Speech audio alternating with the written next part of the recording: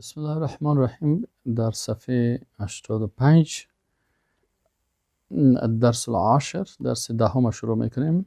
المطار، میدان هوایی یا فرودگاه. طائره، طیاره. سلم طائره، زینه طیاره. جناح طائره، بال طیاره. طیار، پیلوت. مضیف، مهماندار یا استیوردست. تذکره طائره، تکت طیاره.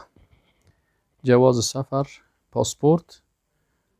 ضابط و جوازات، مسئول پاسپورت ها را که چک میکنه. حمال، باربر.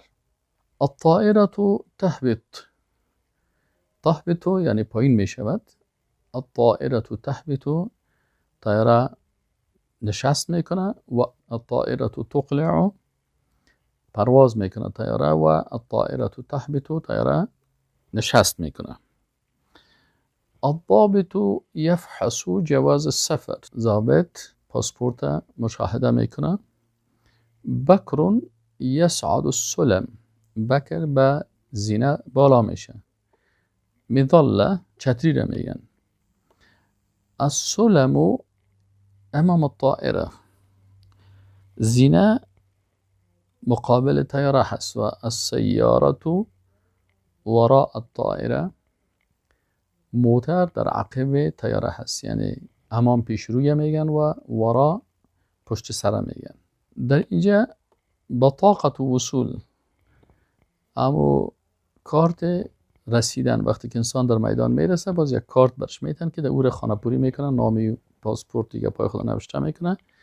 در او مثلا پاسپورت هست، باز نوشته میشه اسم العائله، نام خانوادگی، الاسم الکامل، نام مکمل تا نوشته میکنین. الجنسیه، نشنالیتی که یعنی از کجا هستین. مکان و تاریخ میلاد، پاسپورتتان در کجا صادر شده و تاریخ تولدتان. رقم الجواز، نمبر پاسپورتتان.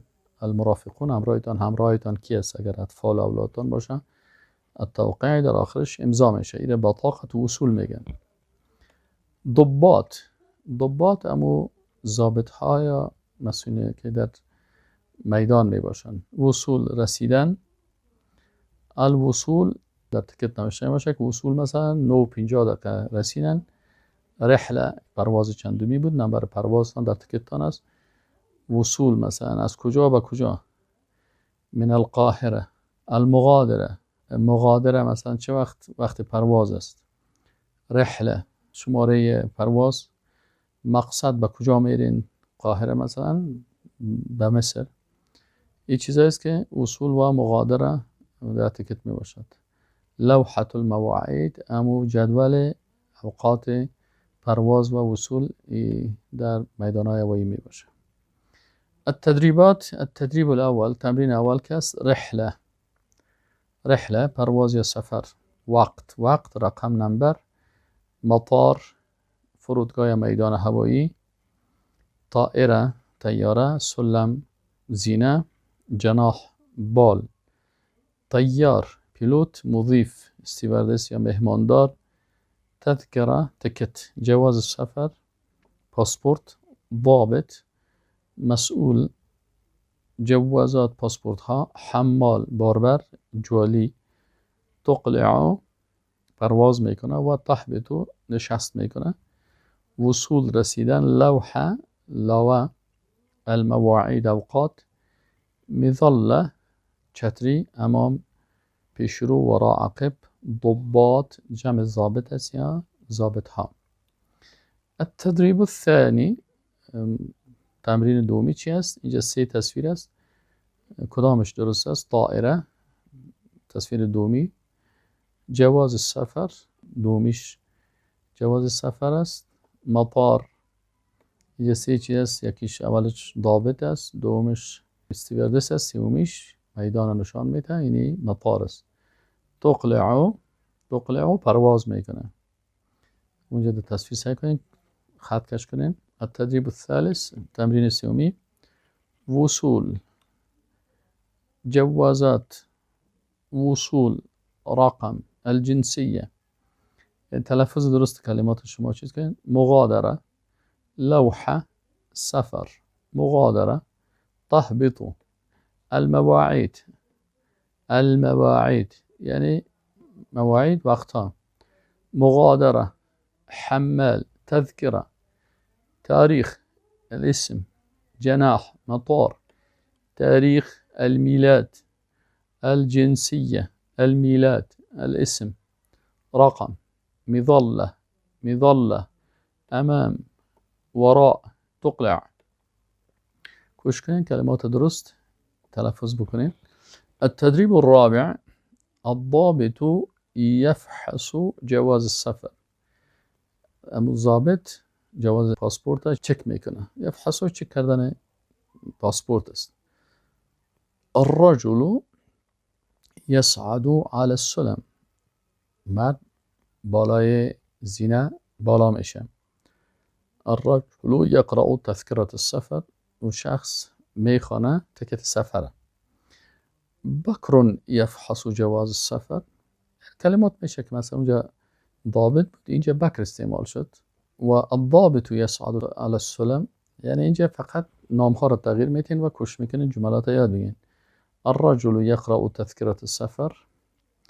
الطبيب يفحص المريض. دکتر مریض چی میکنه؟ معاینه میکنه.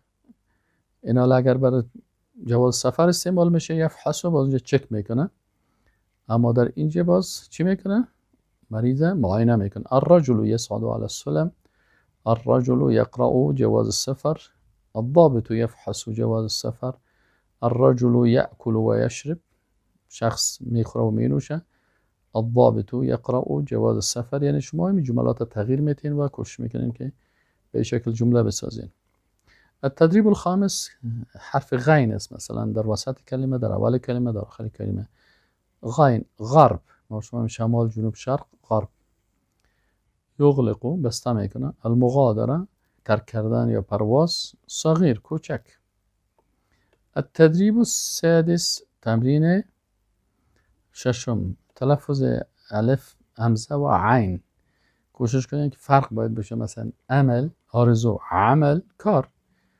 ان، عن باید تلفظا درست باشه، تو نشه که همزه مثل عین یا عین مثل همزه تلفظ شوه. سأل، سکن سأل سؤال نمود. سعل، سعل اینجا سکن سعل به عین است. متعلم دردآور. متعلم یعنی تلفظ همزه و عین. قرأ قرائت نمود. قرع، قرع قرأ کشی نمود. جاء آمد. جاع گرسنه شد. اماره، امارت و عماره. اماره تعمیر میگه. اماره مثلا در یک منطقه امیرش امیر میباشه، باز اماره. اما عماره تعمیر میگه. التدریب السابع تمرین هفتمی هست. اینجا شما یک کارت میبینین، خانه پوری میشه. مثلا اسم العائله، نام فامیلتان نوشته میکنین، یعنی تخلصتان یا نام خانوادگیتانه.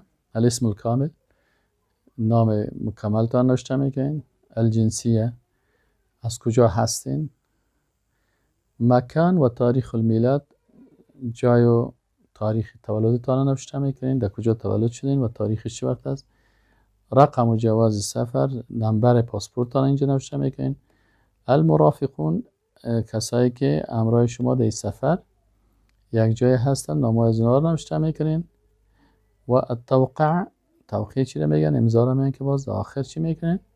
امضا میکنین. التدریب الثامن تمرین هشتم چی است؟ را که به زبر و به زیر و پیش به سه حالت میگن. مثلا رجل مرد، رجل پا، رخصه، رخصه جواز میگن. التدریب التاسع تمرین نهم شکل نوشتاری دال است که مثلا دال در اول کلمه، دال در وسط کلمه، صدر.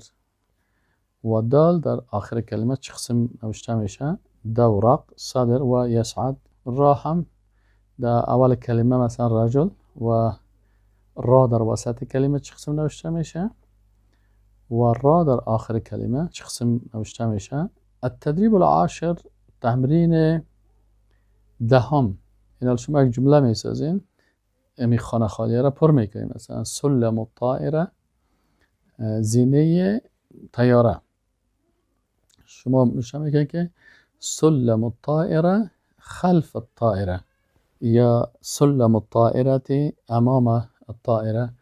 آیا این پیش رویش است یا پشتش نوشته میکنین، یا نوشته میکنین که احمد یصعد على سلم الطائره، احمد بالا میشه به زینه طیاره. الضابط یفحص جواز السفر. شما مثلا تغییر میدین، مثلا میگین که احمد یفحص جواز السفر، یا مثلا اگر دکتر میگن بگیم که الطبیب یفحص المریض. شما میتونین که جملات این قسم جور بکنین و همچنان کوشش بکنین که امی کلمات و جملات کار خانگیتان است که نوشته بکنین. و السلام علیکم و رحمت الله و برکاته.